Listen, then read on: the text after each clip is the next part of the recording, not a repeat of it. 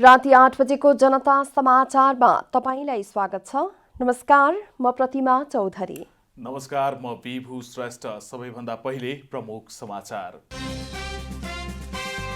लाजिमपाट स्थित hope international man पावरमा वैदेशिक रोजगार विभागको छापा। कतार प्रहरीमा जागिर दिने भन्दै 10 लाखसम्म असुलेको खुलासा। जोखिम मूल्याङ्कन गरी सबै देशमा उडान अनुमति दिने सीसीएमसीको निर्णय। केहीमा संक्रमण देखिँदैमा सेवा बन्द नगर्न सरकारी कार्यालयलाई निर्देशन। नेपाली कांग्रेसको 14औं महाधिवेशन अझ केही महिना धकेलिने संकेत। क्रियाशील सदस्यता वितरण मङ्सिर मसान्तसम्म सक्न सर्कुलर। कोरोना खोपमा गरिब देशहरूको सहज पहुँचबारे जर्मन चान्सलर मर्केलको चिन्ता। विपन्न मुलुकलाई सहयोग गर्ने G20 को प्रतिबद्धता। र आइसिसीले दिने दशकको उत्कृष्ट खेलाडीको एसोसिएटतर्फ नेपाली क्रिकेटर पारस खड्का मनोनित।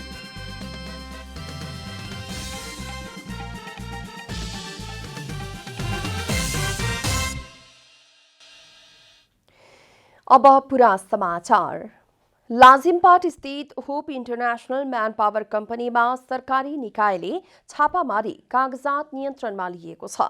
कतार पुलिसमा रोजगारीका लागि भन्दै अन्तर्वार्ता लिइरहेको अवस्थामा म्यान पावर कम्पनीमा सरकारी निकायले छापा मारेको हो। वैदेशिक रोजगार विभाग र प्रहरीको संयुक्त टोलीले लाजिमपाट स्थित होप इन्टरनेशनल म्यान पावर कम्पनीमा छापामारी कागजात नियन्त्रणमा लिएको छ। म्यान पावरबाट रोजगारीमा जानका लागि फारम भरेका मध्ये 16 जनाको फारमसहित एक कर्मचारी हरि विक पनि पक्राउ परेका छन्। टोली पुगे लगत्तै म्यान पावर कम्पनीमा भागाभाग भएको थियो। कतार प्रहरीमा जागिर लगाइदिन्छु भन्दै कम्पनीले करिब 10,000 युवाबाट प्रति युवा 7 देखि 10 लाख रुपियाँसम्म असुलिएको भेटिएको हो। पहिलो चरणमा आवेदन माग्ने, छनौटका लागि भनेर काठमाडौँ बोलाउने र उनीहरूसँग पैसाको डिल गर्ने काम म्यान पावर कम्पनीहरूले गरिरहेको भेटिएको हो। 3,000 सम्म भन्यो मान्छेले, होइन 3,000 सम्म भन्यो, तर भिड्ने मान्छे धेरै हुँदछ। अब हामी आउन पनि हावाकै भरमा आएको सर। अब न न्युजमा थियो, न अनलाइनमा थियो, न वैदेशिक रोजगार विभागको रूपमा थियो, होइन केहीमा पनि थिएन। अब कतार पुलिसमा डिमान्ड आयो भनेपछि किन छोड्ने भनेर आयो उहाँदेखि, तर आउनु मात्र पर्यो सर, दुःख मात्र पाइयो। माग नै नभएको कतार प्रहरीका लागि म्यान पावर कम्पनीले फेसबुक लगायत सामाजिक सञ्जाल मार्फत आवेदन लिने र पैसा असुल्ने गरेको सूचनाका आधारमा वैदेशिक रोजगार विभागले छापा मारेको हो। यस्तै म्यान पावर कम्पनी परिसरमा कूटनीतिक नियोगको 45 सिडी 009 नम्बरको कतार दूतावासको सवारी साधन समेत भेटिएको छ। वैदेशिक रोजगारको नियम अनुसार उनीहरू सर्भिस फी जुन दिने भनेको छ त्यो कमिटमेन्ट आधारमा हामीले गर्ने हो। तर अहिलेको उनीहरूलाई क्यान्डिडेट्स हेर्न लाग्दैन, कम्पनीको क्यापेसिटी कस्तो छ हेर्नलाई। किनभने 5 देखि 10,000सम्म तपाईँले मान्छेलाई बाहिर पठाउनुहुन्छ भने त्यो एउटा भरपर्दो बलियो म्यान पावर हुनुपर्छ भन्ने सोचले नै यिनीहरू अनुसन्धान गर्न आएको हो। विभागले पछिल्लो 2 दिनमा करिब आधा दर्जन म्यान पावर कम्पनीमा छापा मारेको र म्यान पावरहरूको गैर कानुनी असुली धन्दा रोक्न सक्रियता बढाएको जनाएको छ। कोभिड-19 संकट व्यवस्थापन केन्द्र सीसीएमसीले संक्रमणको जोखिमको अवस्था मूल्याङ्कन गरी सबै देशमा उडान अनुमति दिने निर्णय गरेको छ। आज बसेको सीसीएमसी निर्देशक समितिको बैठकले अहिले उडानका लागि स्वीकृति पाएका मुलुक बाहेक अन्य मुलुकमा पनि आवश्यकता अनुसार उडान अनुमति दिने निर्णय गरेको हो। संक्रमणको जोखिम मूल्याङ्कन गरी अन्य मुलुकमा पनि आवश्यकता अनुसार नियमित उडानको अनुमति दिने निर्णय भएको प्रधानमन्त्री तथा मन्त्री परिषद कार्यालयका सचिव महेन्द्र प्रसाद गुरागाईले बताउनुभयो। नियमित उडान भएका स्वीकृत भएका देशहरूका अलावा संक्रमण जोखिमको विश्लेषण गरेर अन्य मुलुकहरूमा पनि संस्कृति पर्यटन तथा नागरिक उड्डयन मन्त्रालयले क्रमशः नियमित उडान अनुमति दिँदै जाने निर्णय भएको छ। आवश्यकता अनुसार विभिन्न सरकारी कार्यालयहरूमा 1-2 जनामा संक्रमण पोजिटिभ देखिने बित्तिकै सम्पूर्ण सेवा बन्द गर्ने प्रवृत्ति बढेकाले त्यस्तो नगर्न पनि सीसीएमसीले निर्देशन दिएको हो। पछिल्लो समय काठमाडौँ उपत्यकामा संक्रमणको जोखिम बढ्दै गएको भन्दै उपत्यका मेयर फोरमको सिफारिसमा तत्काल निषेधाज्ञा गर्ने विषयमा भने कुनै निर्णय नभएको सचिव गुरागाईले बताउनुभयो। वहाँले संक्रमण उच्च रहेका सीमित स्थानलाई सिल गरी सेवा सञ्चालनका सम्बन्धमा केही निर्णय गर्न सकिने गरी छलफल भएको बताउनुभयो। नेपालमा पछिल्लो 24 घण्टामा थप 1790 जनामा कोरोना संक्रमण पुष्टि भएको छ भने 24 जनाको मृत्यु भएको छ। स्वास्थ्य तथा जनसङ्ख्या मन्त्रालयका अनुसार 10,843 जनाको नमुना परीक्षण गर्दा 1790 जनामा संक्रमण देखिएको हो। पछिल्लो 24 घण्टामा 2791 जना डिस्चार्ज भएसँगै निको हुनेको संख्या 2,04,858 पुगेको छ। अब नेपालमा 17,859 जना सक्रिय संक्रमित रहेको मन्त्रालयले जनाएको छ। यसैगरी 627 जना क्वारेन्टिनमा रहेको मन्त्रालयले जानकारी दिएको छ। पछिल्लो 24 घण्टामा थप 24 जना संक्रमितको मृत्यु भएसँगै नेपालमा कोरोनाबाट ज्यान गुमाउनेको संख्या 1361 पुगेको छ।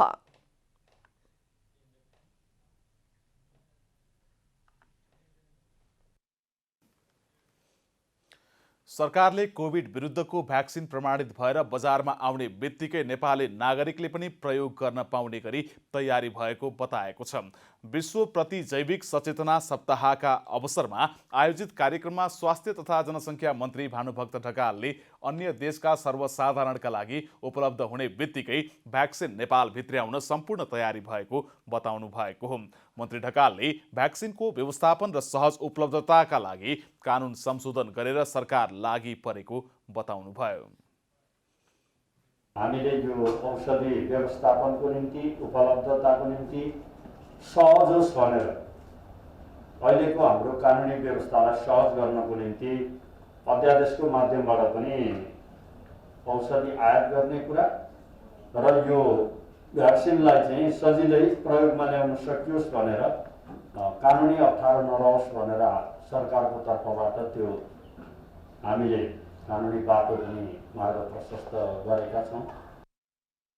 ढकालले कुनै एक प्रयोजनका लागि उत्पादन भएको औषधिहरू म्याद सकिएपछि पनि अर्को प्रयोजनका लागि प्रयोग गर्दा समस्या देखिने गरेको बताउनुभयो।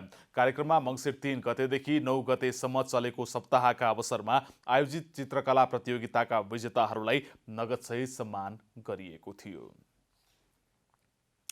कोरोना भाइरस संक्रमणका कारण स्थगन हुँदै आएको कक्षा 12 को परीक्षा आजबाट सुरु भएको छ।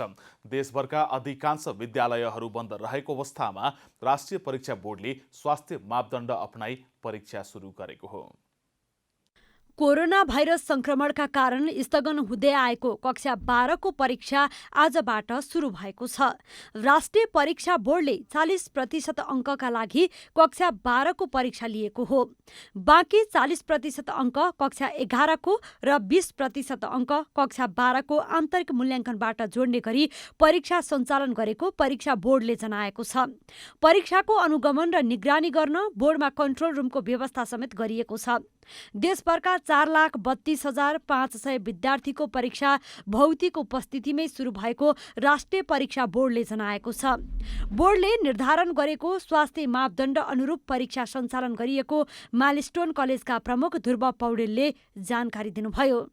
यसको एउटा डिमेरिट पनि यस्तो हुन सक्छ, जस्तै यही वर्ष 2077 मा भएको जुन एससीको रिजल्ट थियो त्यसमा हामीले एससीको रिजल्टलाई हेर्दाखेरि धेरै जसो विद्यालयहरूले आफ्नो विद्यार्थीहरूको फेयर मूल्याङ्कन नगर्दा सिङ्गो मूल्याङ्कन प्रणालीमाथि नै क्वेसन आएको सन्दर्भ सबै विद्यालयहरूले विद्यार्थीको सही मूल्याङ्कन गरेर यसको राष्ट्रिय परीक्षा बोर्डले जुन एउटा अवसर दिएको छ यो विश्वसनीयतालाई माथि प्रश्नवाचक नहुने किसिमले हामीले चाहिँ मूल्याङ्कन गरेर यो रिजल्ट तयारी गर्नुपर्ने आवश्यकता म देख्दछु। परीक्षा अवधिभरका लागि हेल्थ डेस्क र स्वास्थ्य कर्मीका साथै आकस्मिक एम्बुलेन्स पनि तयारी अवस्थामा राखेर परीक्षा सञ्चालन गरिएको छ। लामो समयको प्रतीक्षापछि परीक्षा सञ्चालन भएकोमा परीक्षार्थी पनि खुसी देखिन्छन्। डर थियो, अब 8 महिनापछि त्यत्रो फुल सिलेबस हामीले कभर गर्नुपर्थ्यो। अब 100 मार्क्सको भएको सबै पढेको लेख्न सकिन्थ्यो। 40 मार्क्सको लागि के पढौँ भनेर डर चाहिँ एकदमै थियो। क्वेसन पेपर पाएपछि सजिलो रहेछ भन्यो। अनि त्यसपछि सबै परीक्षा केन्द्रहरूमा प्रमुख जिल्ला अधिकारी नेतृत्वको टोलीले सुरक्षाको प्रबन्ध मिलाएको छ। कक्षा 12 को परीक्षा मङ्सिर 16 गते सकिनेछ। क्यामेरामा शैलेन्द्र गोविन्द अमात्यका साथ आनन्द गुरुङ, काठमाडौँ। चुनौतीका बीच कार्तिक 8 गतेदेखि नेपालभित्र निर्बाध प्रसारण भएका विदेशी विज्ञापनमा रोक लगाउन सरकार सफल भएको छ। तर कतिपय केबल सञ्चालकले सरकारको निर्देशन विपरीत क्लिन फिडको कारण देखाएर उपभोक्तासँग थप रकम लिनुका साथै अग्रिम रकम तिरेका उपभोक्तालाई सुविधा अनुसार टेलिभिजन च्यानल हेर्नबाट भने वञ्चित गरेको आरोप लागेको छ। पहिलो पटक 2074 सालमा क्लिन फिड लागू गर्ने चर्चा चले पनि गत कार्तिक 8 देखि नेपालमा क्लिन फिड लागू भएको छ। ऐनमै मिति उल्लेख भएका कारण पनि सञ्चार तथा सूचना प्रविधि मन्त्रालय क्लिन फिड लागू गर्न बाध्य बन्यो। तर टेलिभिजन वितरकहरूले भने सरकारको निर्देशन विपरीत क्लिन फिडको कारण देखाएर थप शुल्क उपभोक्तासँग लिन पाउनुपर्ने बताइरहेका छन्। जबकि क्लिन फिड कार्यान्वयन गर्दा ग्राहकलाई थप शुल्क बढाउन नपाइने सरकारले स्पष्ट पारेको छ। त्यस्तै क्लिन फिडका लागि आवश्यक उपकरण जडान नहुँदा कतिपय विदेशी च्यानलको प्रसारण अझै बन्द रहेका छन्। कतिपय च्यानलहरू ऐन कार्यान्वयनमा आएको दिनदेखि नै क्लिन फिडमा आएका र बाँकीले पनि तयारी गरिरहेकाले यो समस्या छिट्टै समाधान हुने नेपाल विज्ञापन सङ्घ आनको भनाइ छ। विदेशी च्यानल पनि नेपाली आकाशमा खुला गरिएको छ, तर के क्लिन फिड भएर मात्र खुला गरिएको हुनाले चाहिँ नि अलिकति महँगो हुन्छ भन्ने कुरो चाहिँ उहाँहरूले राख्नुभयो। अलिकति भने 5-10% महँगो हुँदाखेरिमा हाम्रो दैनिक बजार भाउ त तपाईँको दाल चामलको भाउ त 50-60% बढ्दा पनि हामीले उपभोग गर्न बाध्य रहेको अवस्थामा 5-10% बढ्ने सवाललाई चाहिँ त्यति समस्या नहोला र ऐनको व्यवस्था अनुरूप गत कार्तिक 8 गतेदेखि विदेशी टेलिभिजन च्यानलहरूले कार्यक्रम बाहेक कुनै पनि प्रकारको विज्ञापन, लोगो, प्रोमो वा प्रमोसनहरू प्रसारण गर्न नपाउने व्यवस्था गरेको छ। तर मुलुकमा हाल प्रसारित विदेशी टेलिभिजन च्यानलहरूले ग्राहकबाट टेलिभिजन हेरे बापत रकम पनि असुल्ने र विज्ञापन पनि समावेश गर्ने गरेका थिए। विज्ञापन बोर्डले टेलिभिजन प्रदायकहरूलाई कम शुल्क लिएर टेलिभिजन प्रसारण गराउन निर्देशन दिएको हुँदा अब भने उपभोक्तालाई मार नपर्ने विज्ञापन सङ्घको दाबी छ। आम उपभोक्तालाई चाहिँ सस्तो पर्न आउँछ। किन सस्तो पर्न आउँछ भने अब विज्ञापन बोर्डले तपाईँको नेपाली च्यानलहरू न्यूनतम शुल्कमा देखाउनै पर्ने, किनभने उहाँहरू त सर्भिस प्रोभाइडर हो नि त। नेपालमा अब विज्ञापन बोर्डले नै कायम गर्ने भएर चाहिँ आम जनसमुदायलाई ओभरअलमा चाहिँ सस्तो पर्छ। आवश्यक उपकरण जडान गर्न हवाई यातायातको सीमितताका कारण केही समय लाग्ने र केही समयपछि पूर्ण रूपमा क्लिन फिड लागू हुने सङ्घले स्पष्ट पारेको छ। रूपा घिमिरे, काठमाडौँ। नेपाली कङ्ग्रेसको आसन्न 14औं महाधिवेशन केही महिना पछाडि धकेलिन सक्ने देखिएको छ। तालिका अनुसार साउन मसान्तसम्म सक्नुपर्ने क्रियाशील सदस्यता वितरण तथा नवीकरणको काम मङ्सिर मसान्तसम्म हुने सर्कुलर गरेकाले महाधिवेशन फागुनमा हुन सक्ने सम्भावना न्यून देखिएको हो।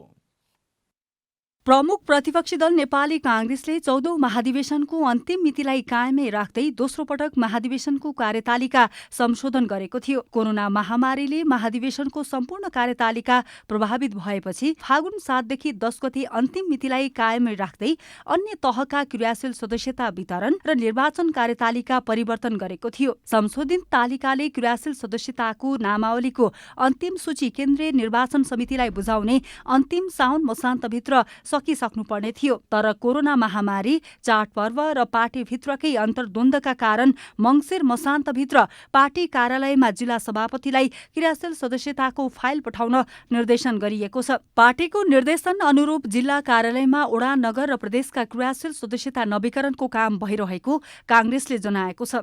वडाबाट फर्किने क्रम जारी छ भन्नुभएको छ कतिपय जिल्लाले। कतिपय जिल्लाले वडाबाट सबै जिल्लामा आइसक्यो, हामीले खालि त्यसलाई भेरिफिकेसन गरिरहेछौँ, 5-7 दिन 10 दिन टाइम लाग्छ, हामी पठाउँछौँ भन्नुभएको छ।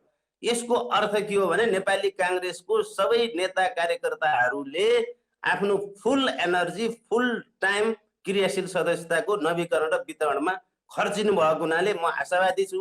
यस्तै संशोधित कार्यतालिका गाउँ नगर वडा अधिवेशन कार्तिक 16 गते, गाउँ नगरपालिका अधिवेशन कार्तिक 18 गते, प्रदेश सभा क्षेत्रीय अधिवेशन कार्तिक 21 गते, प्रतिनिधि सभा क्षेत्रीय अधिवेशन एकमात्र प्रतिनिधि सभा निर्वाचन क्षेत्र भएको जिल्ला अधिवेशन कार्तिक 23 गते र एकभन्दा बढी प्रतिनिधि सभा निर्वाचन क्षेत्र भएको जिल्ला अधिवेशन कार्तिक 25 गते, प्रदेश अधिवेशन 2077 मङ्सिर 29 गते र केन्द्रीय महाधिवेशन फागुन 7, 8, 9 र 10 गते तोकिएको थियो। मङ्सिर मध्य समय लागिसक्दा समेत क्रियाशील सदस्यताकै काम टुङ्गो नलागेकाले नेताहरूले चाहेर पनि तोकिएको समयमा महाधिवेशन गर्न सक्ने अवस्था टर्दै गएको हो। तर काङ्ग्रेसले भने समयमै महाधिवेशन गर्न सक्ने दाबी दोहोऱ्याइरहेको छ। मैले तपाईँलाई फ्रिक्वेन्टली के भनिरहेको छु भने मङ्सिरको अन्त्यसम्ममा नेपाली काङ्ग्रेसको क्रियाशील सदस्यताको टुङ्गो लाग्यो भने फागुनमा हाम्रो महाधिवेशन हुन्छ। काङ्ग्रेसका अधिकांश नेताहरू पनि समयमै महाधिवेशन हुनेमा शङ्का व्यक्त गर्न थालेका छन्। बैतडीमा जीप दुर्घटना हुँदा 5 जनाको मृत्यु भएको छ। दुर्घटनामा अन्य 4 जना घाइते भएका छन्। बैतडीको झुलाघाटबाट गोठलापानी आउँदै गरेको ना 1J2196 नम्बरको जीप दशरथचन्द नगरपालिका वडा नम्बर 10 बुड्डा भन्ने स्थानमा जीप दुर्घटना भएको हो। दुर्घटनामा बैतडीको सुर्नेया गाउँपालिका वडा नम्बर 4 का 75 वर्षीय कलावती चन्द, दशरथचन्द नगरपालिका 4 का 75 वर्षीय भगीरथ पाण्डे, दशरथचन्द नगरपालिका 5 बसकोटका 70 वर्षीय पार्वती देवी चन्द, सोही ठाउँकी 72 वर्षीय पार्वती देवी चन्द र दशरथचन्द नगरपालिका 2 का 58 वर्षीय कृष्णलाल लावडको मृत्यु भएको जिल्ला प्रहरी कार्यालयका प्रवक्ता प्रहरी निरीक्षक जनक बहादुर धामीले जानकारी दिनुभयो। घाइते 4 जनालाई उपचारका लागि जिल्ला अस्पताल बैतडी पुर्याइएको छ। जीप सडकबाट करिब 100 मिटर तल खसेको थियो। फरार जीप चालक गोपाल कार्कीको खोजी भइरहेको प्रहरीले जनाएको छ। महोत्तरीको बर्दिवासमा 6 वर्षीय बालिकाको हत्याको विरोधमा भएको प्रदर्शनमा प्रहरीले गोली चलाउँदा 3 जना गम्भीर घाइते भएका छन्। प्रदर्शन नियन्त्रणमा लिन प्रहरीले चलाएको गोली लागेर बर्दिवासकै श्याम कार्की, सञ्जय न्यौपाने र अर्का 1 जना घाइते भएका हुन्।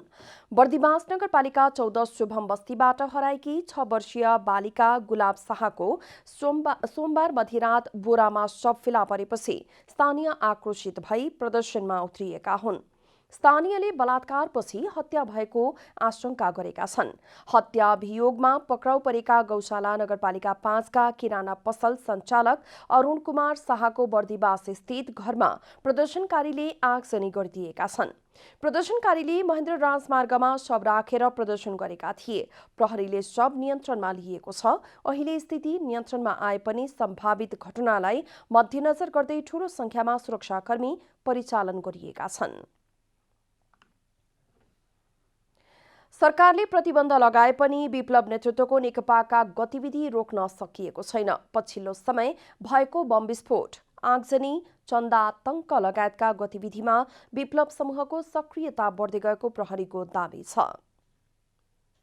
मङ्सिर 7 गते उदयपुरको ताप्ली गाउँपालिकाको कार्यालयमा बम विस्फोट भयो। बम विस्फोटबाट कार्यालयका झ्यालढोका सिसा फुटे भने भवन चर्किएको प्रहरीले जनाएको छ। तर कसले बम विस्फोट गराएको भन्नेबारे अनुसन्धान भइरहेको प्रहरीको भनाइ छ। पछिल्ला केही समय यता विप्लव समूहका कार्यकर्ताहरू विस्फोटका घटनामा संलग्न भएकोले उक्त समूहले नै बम विस्फोट गराएको हुन सक्ने प्रहरीको अनुमान छ। प्रहरीका अनुसार पछिल्लो समय भएका बम विस्फोट, चन्दा आतंक लगायत प्रहरीसँग दोहोरो भिडन्तका घटनामा समेत विप्लव समूह संलग्न रहेको प्रहरीको भनाइ छ। उनीहरूको साथबाट हतियार समेत बरामद गरिएको प्रहरीले जनाएको छ। सरकारले प्रतिबन्ध लगाएपछि विप्लव समूहका गतिविधिमाथि निगरानी बढाएको प्रहरीको भनाइ छ। अब अहिले पछिल्लो पटक जस्तो उदयपुरमा स्थानीय निकायमाथि बम विस्फोट भएको छ हैन, सङ्खुवा सभाको माथि जङ्गलमा चाहिँ दोहोरो फायरिङ भएको अवस्था छ। त्यहाँ चाहिँ बम विस्फोट गराएको अवशेषहरू पनि फेला परेका छन्। त्यसै गरी अलि अगाडि दाङमा जेसिबीमा चाहिँ आग लगाइदिएको घटना छ। थुप्रै घटनाहरू चाहिँ हाम्रो नोटिसमा आएको छ। त्यसमध्ये अहिलेसम्मको चाहिँ हाम्रो अनुसन्धानमा अथवा हाम्रो कानुनी कारबाही अगाडि बढाउने सिलसिलामा चाहिँ विप्लव समूहको संलग्नता देखिएको छ। विप्लव समूहलाई सरकारले 2075 फागुन 29 गतेदेखि प्रतिबन्ध लगाएको थियो। प्रहरीले 2075 फागुन 10 गतेदेखि चालु आर्थिक वर्षको मङ्सिर 8 गतेसम्म 1949 जना विप्लव समूहका नेता कार्यकर्तालाई पक्राउ गरिएको जनाएको छ। 1949 जना चाहिँ पक्राउ गरेका छन् र त्योमध्येमा चाहिँ कतिपय आवश्यकताअनुसार सोधपुछ पश्चात छोडिएका छन् भने कतिपय यी सबैलाई चाहिँ मुद्दा नचलाइएको अवस्था पनि छ। प्रहरीले धमाधम विप्लव समूहका नेता कार्यकर्ता पक्राउ गरे पनि उक्त समूहका गतिविधि भने रोकिएका छैनन्। सुरक्षा विज्ञका अनुसार तत्कालका लागि विप्लव समूह सामान्य चुनौतीका रूपमा हेरिए पनि उनीहरूसँग हतियार र सेना समेत भएकाले सरकारले वार्ता मार्फत समस्याको समाधान गर्नुपर्नेछ। क्यामेरामा कुमार मानन्दरका साथ रूपक कुलाल, काठमाडौँ। बेवारिसी शव व्यवस्थापन गर्दै आएकी म्याग्दीकी 18 वर्षीय सपना रोका मगर ब्रिटिश ब्रोडकास्टिङ कर्पोरेसन बीबीसीको प्रभावशाली महिलाको सूचीमा परेकी छिन्। बीबीसीले मंगलबार सन् 2020 को 100 प्रभावशाली महिलाको सूची सार्वजनिक गरेको हो। अन्तर्राष्ट्रिय समाचार संस्था बीबीसीको विश्वका 100 प्रभावकारी तथा प्रेरणादायी महिलाको सूचीमा नेपालकी सपना रोका मगर परेकी छिन्। जीवन कठिन परिस्थिति र अशान्तमय बनेको अवस्थामा पनि अरूभन्दा फरक गरेर समाजमा परिवर्तन ल्याउने महिलाको सूचीमा सपना परेकी हुन्। सपनाले काठमाडौँको पशुपति आर्यघाटमा दाबी नगरिएको शव व्यवस्थापन गर्ने काम गर्दै आएकी हुन्। सपना आबद्ध संस्थाले शनाखत हुन नसकेको बेवारिसी शवलाई अस्पताल पुर्याएर पोस्टमार्टम गराउँदै आएको छ। सोही कारण उनलाई बीबीसीले प्रेरणादायी महिलाको सूचीमा राखेको हो। 35 दिनसम्म कुनै व्यक्तिले उक्त शवमाथि दाबी नगरेको अवस्थामा सपना आबद्ध संस्थाले धार्मिक परम्परा अनुसार सद्गत गर्दै आएको बीबीसीले जनाएको छ। म्याग्दीकी 18 वर्षीय सपना पनि बेवारिसी शवलाई दाग बत्ती दिन्छिन्। उनले हालसम्म 45 वटा भन्दा बढी बेवारिसी शवको व्यवस्थापन गरिसकेकी छिन्। बेवारिसी शवको दाह संस्कार गर्दा आत्मसन्तुष्टि प्राप्त हुने र आफैमाथि गर्व लाग्ने बताउँछिन्। 2073 सालमा म्याग्दीको महेन्द्र रत्न उच्च माध्यमिक विद्यालयबाट एसईई दिएकी सपनाको काठमाडौँमा विनय जङ्ग बस्नेतसँग भेट भयो। विनयले बेवारिसी शवको दाह संस्कार गर्ने काम गर्छन्। सपनाले पनि विनयबाट प्रेरित भएर बेवारिसी शवलाई दाह संस्कार गर्न सुरु गरिन्। पहिलो शव जलाउँदा उनी मात्र 17 वर्षकी थिइन्। हालसम्म सपनाको टिमले 24 जिल्लामा एक्सन फर सोसियल चेन्ज, बेवारिसी शव व्यवस्थापन तथा पुनर्जीवन केन्द्रको शाखा खोलिसकेका छन्। सपनाले पनि केन्द्र मार्फत लकडाउनका बेला निशुल्क खाना खुवाउँदै आएकी छिन्। बीबीसीको सूचीमा फिनल्यान्डकी प्रधानमन्त्री सान मरिन, अक्सफोर्ड विश्वविद्यालयमा कोरोना भाइरस विरुद्धको खोप अनुसन्धान गर्ने नेतृत्व गरेकी सारा गिल्बर्ट लगायत छन्। काठमाडौँबाट दीपा कर्णको रिपोर्ट। वैदेशिक रोजगार व्यवसायीहरूले खाडी मुलुकमा रहेका नेपाली दूतावासहरूले मागपत्र स्वीकृत नगरिदिँदा वैदेशिक रोजगारीको अवसर गुम्दै गएको गुनासो गरेका छन्। संसदको उद्योग तथा वाणिज्य र श्रम तथा उपभोक्ता हित समितिको मंगलबारको बैठकमा उपस्थित भएका व्यवसायीहरूले पछिल्लो समय कतार, बहराइन, दुबई लगायतका मुलुकबाट आएका मागपत्र सम्बन्धित देशका राजदूतावासबाट स्वीकृत नभएको गुनासो गरेका हुन्। खाडी मुलुकबाट करिब 70,000को संख्यामा कामदार माग हुने गरी मागपत्र आउने क्रममा रहेको तर कोभिडलाई देखाउँदै दूतावासहरूले स्वीकृत नगरिदिँदा वैदेशिक रोजगारीको माग गुम्ने स्थिति आउन लागेको बताएका हुन्। मागपत्रको प्रमाणीकरण नभए नेपालका लागि आएको माग अन्य मुलुकमा जान सक्ने जोखिम रहेको व्यवसायीहरूको भनाइ छ। हामीले चाहिँ अब यस क्रममा चाहिँ जस्तै बहराइनले पनि आफ्नो इम्प्लोइमेन्ट भिजा खोलेको अवस्था छ, बहराइनले पनि खोलेको अवस्था छ, कतारले पनि अस्ति भर्खरै केही दिन अगाडि नै इम्प्लोइमेन्ट भिजा खोलिसकेको अवस्था छ। जुन मुलुकमा इम्प्लोइमेन्ट भिजा खोलिसकेको छ त्यो मुलुकको मागपत्र हामीलाई चाहिँ इन्क्वायरी भइरहेको छ। ठुलो मात्रामा करिब हामीलाई हाम्रो डाटा अनुसार चाहिँ करिब 70,000 को हाराहारीमा यी गल्फका विभिन्न देशहरूबाट चाहिँ मागपत्र आउने सम्भावना छ, बढेको छ। हामीसँग त्यो इन्क्वायरी आएको छ। दूतावासहरूले मागपत्र स्वीकृत नगरिदिँदा मानिसहरू भिजिट भिजामा खाडी मुलुक पुग्ने गरेको पनि व्यवसायीहरूले बताएका छन्। नेपालबाट दैनिक 500 देखि 700 को संख्यामा भिजिट भिजामा खाडी मुलुक गएको र विमानस्थलमा करोडौंको चलखेल हुने गरेको व्यवसायीहरूको दाबी छ। भिजिट भिजामा दिनको 500 देखि 700 मान्छे कन्टिन्यू गइरहेछ अहिले। अब एकजना मान्छे भिजिट जाँदाखेरि 25,000 30,000 एयरपोर्टमा सेटिङको पैसा लिन्छ अरे भनेपछि एकजना 500 मान्छे जाँदा 1 करोड 25-30 लाखको खेल छ। नेपाल सरकारले कोभिड संक्रमणको जोखिम कम भएका मुलुकहरूमा वैदेशिक रोजगारका लागि कामदार पठाउन खुला गरे पनि सम्बन्धित देशमा रहेका दूतावासबाट मागपत्र प्रमाणीकरण नभएपछि नयाँ कामदार पठाउन नसकिएको गुनासो व्यवसायीहरूको छ। चलचित्र निर्माता संघले चलचित्र क्षेत्रलाई सञ्चालन गर्ने अनुमति दिन सरकारसँग माग गरेको छ। कोरोना रोकथाम तथा नियन्त्रणका लागि गत चैत्रमा लकडाउन भएपछि बन्द रहेका अधिकांश क्षेत्र खुले पनि चलचित्र क्षेत्र भने अझै खुल्न सकेको छैन, जसका कारण चलचित्र छायाङ्कन समेत प्रभावित भएको छ। चलचित्र क्षेत्र बन्द रहँदा हजारौंको संख्यामा रहेका कलाकारहरूको जीविकोपार्जनमा समस्या भएको भन्दै चलचित्र निर्माता संघले चलचित्र क्षेत्र सञ्चालन गर्ने व्यवस्था मिलाउन सरकारसँग आग्रह गरेको हो। संघका अध्यक्ष आकाश अधिकारीले सरकारले बजेट मार्फत चलचित्र क्षेत्रलाई समेट्न नसके पनि नेपाल राष्ट्र ब्याङ्कको मौद्रिक नीति मार्फत समेटेको तर अहिलेसम्म कुनै पनि फाइदा लिन नसकेको बताउनुभयो। त्यतिखेर चाहिँ हामीलाई बजेटले पनि समेटेन अति प्रभावितमा, तर हामीले धन्यवाद भन्नुपर्छ नेपाल राष्ट्र ब्याङ्कलाई कि राष्ट्र ब्याङ्कले चाहिँ चलचित्र क्षेत्रलाई अति प्रभावित क्षेत्रमा समेटिदियो, तर त्यसको अहिलेसम्म एक्ज्याक्टली के बेनिफिट हो भन्ने कुरा आएको छैन। अध्यक्ष अधिकारीले चलचित्र क्षेत्रले मनोरञ्जन मात्रै नभएर कला, संस्कृति, वेशभूषा र पर्यटनलाई समेत समेटेको भन्दै तत्काल खोल्न माग गर्नुभएको हो। चलचित्रलाई पर्यटन र कृषि क्षेत्रसँग जोड्न अध्यक्ष अधिकारीले उद्योग वाणिज्य महासंघको आसन्न 54औं साधारण सभामा वस्तुगत तर्फबाट केन्द्रीय सदस्यमा उम्मेदवारी समेत दिनुभएको छ। मान्यता प्राप्त उद्योग भनेको टुरिज्म सेक्टर हो, राष्ट्रिय मान्यता प्राप्त उद्योग भनेको कृषि सेक्टर हो, त्यही भित्र अब चलचित्र पनि परिसक्यो। त्यसले गर्दाखेरि उनीहरूले पाउने सरहको बेनिफिट चलचित्रले पाउनुपर्छ भनेर त्यसको नीति नियम ऐन कानुन लेख्नको लागि म चाहिँ उद्योग वाणिज्य महासंघमा यसपालि पनि मैले उम्मेदवारी दिएको छु।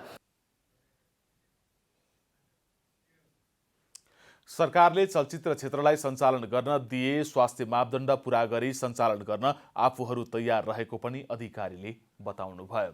अब आर्थिक समाचार।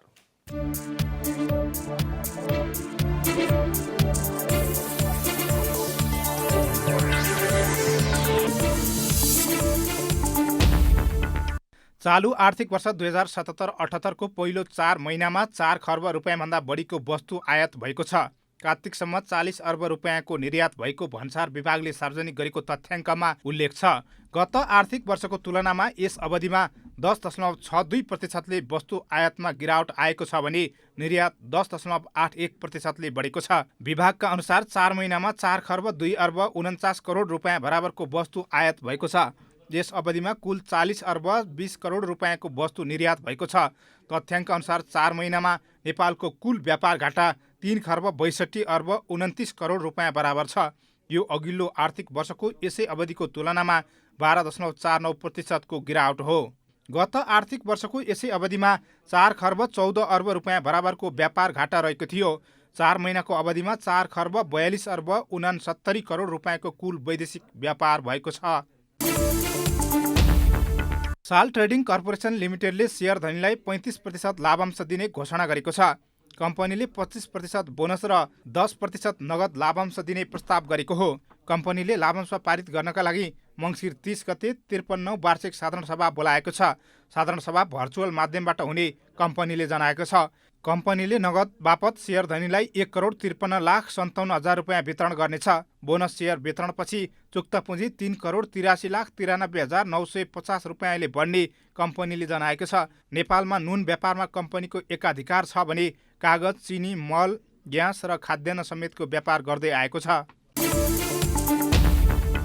मंगलबार सुन चाँदीको मूल्यमा भारी गिरावट आएको छ। सुनको मूल्य तोलामा 1,800 रुपियाँले घटेर प्रति तोला 92,500 रुपियाँमा कारोबार भएको नेपाल सुन चाँदी व्यवसायी महासंघले जनाएको छ। सोमबार छापावाला सुन प्रति तोला 94,300 रुपियाँमा कारोबार भएको थियो। मङ्गलबार तेजाबी सुन प्रति तोला 92,000 रुपियाँमा कारोबार भएको छ। चाँदीको मूल्य पनि तोलामा 30 रुपियाँले घटेर प्रति तोला 1,180 रुपियाँमा कारोबार भएको महासङ्घले जनाएको छ। अन्तर्राष्ट्रिय बजारमा पनि सुनको मूल्यमा भारी गिरावट आएको छ। अन्तर्राष्ट्रिय बजारमा सुन प्रति औँस $1,827 हाराहारीमा कारोबार भइरहेको छ। मङ्गलबार शेयर बजार परिसूचक नेप्से उच्च अङ्कले बढेर 1800 अङ्क माथि पुगेको छ। नेप्से 29.68 अङ्कले बढेर 1810.11 अङ्कमा पुगेको हो। बजारमा क वर्गका परिसूचकहरूको मापन गर्ने सेन्सेटिभ इन्डेक्स 4.42 अङ्कले बढेको छ। नेप्से उच्च अङ्कले बढे पनि होटल समूहको परिसूचकमा करिब 35 अङ्कको गिरावट आएको छ। बाँकी सबै समूहको परिसूचकमा सुधार आएको छ।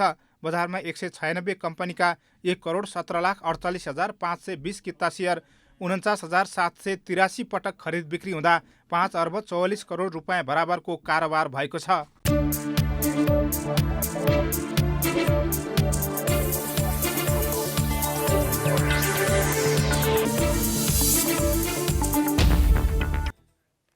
अब खेल समाचार।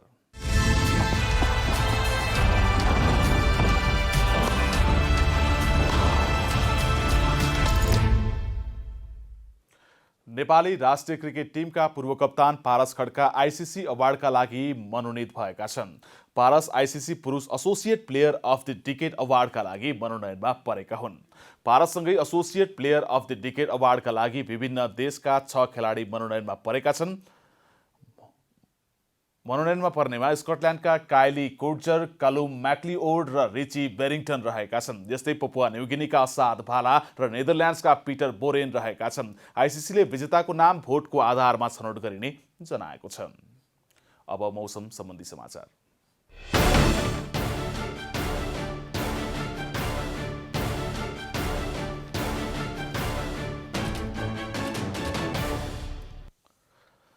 आज दिनभर सुदूरपश्चिम र कर्णाली प्रदेशको पहाडी भूभागमा सामान्य बदली र तराई भूभागमा आंशिक बदली रही बाँकी प्रदेशका पहाडी भूभागमा समेत आंशिक बदली रह्यो भने देशका अन्य भूभागमा मौसम सामान्यतया सफा रह्यो। यस्तै सुदूरपश्चिम कर्णाली र गण्डकीको हिमाली भूभागका थोरै स्थानमा हल्का हिमपातको सम्भावना रहेको जल तथा मौसम पूर्वानुमान महाशाखाले जनाएको छ। अब देशका विभिन्न स्थानको मौसम सम्बन्धी थप विवरण।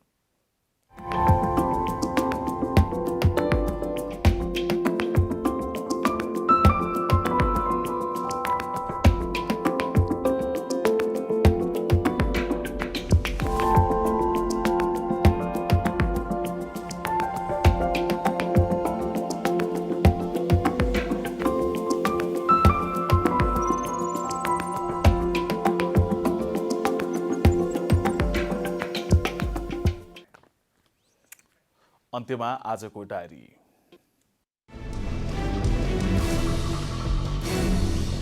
कोभिड-19 संकट व्यवस्थापन केन्द्र सीसीएमसीले संक्रमणको जोखिमको अवस्था मूल्याङ्कन गरी सबै देशमा उडान अनुमति दिने निर्णय गरेको छ।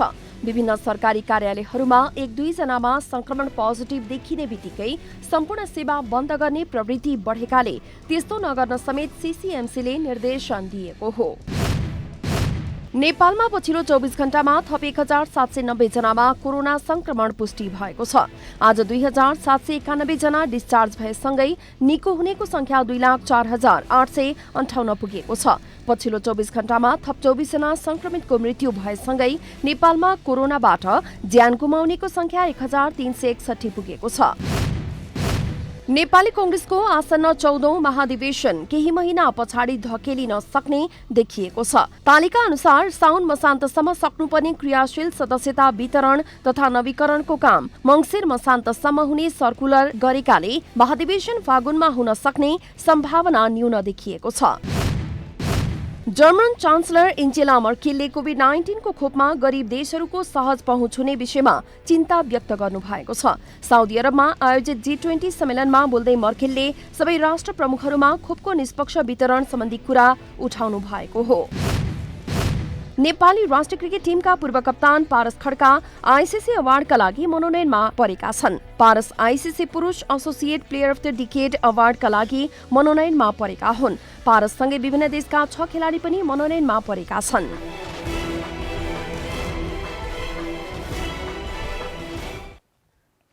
जनता समाचार अहिलेलाई यति नै। जनताद्वारा जनताका लागि प्रसारित जनता टेलिभिजनका कार्यक्रमहरू तपाईँ युट्युब, ट्विटर, फेसबुक र हाम्रो वेबसाइट जनतासमाचार.com मा पनि पढ्न र हेर्न सक्नुहुनेछ। सूचनामा तपाईको सहभागिता, समयमा समाचार हाम्रो प्रतिबद्धता। कोरोना भाइरसको संक्रमणबाट बस्न नियमित रूपमा साबुन पानीले मिची हात धौँ, भिडभाडबाट टाढै रहौँ। नमस्कार।